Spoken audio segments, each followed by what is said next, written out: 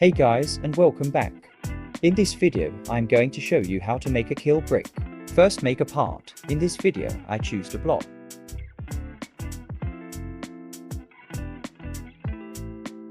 Customize the part how you want it like.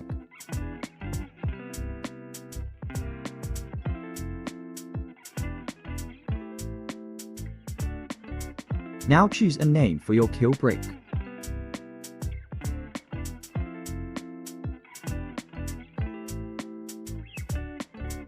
Click on the plus on the part and select script.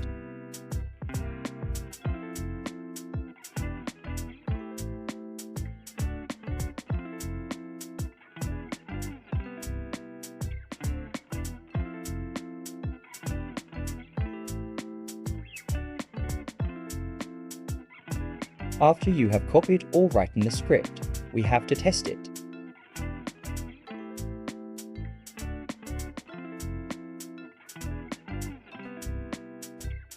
It works.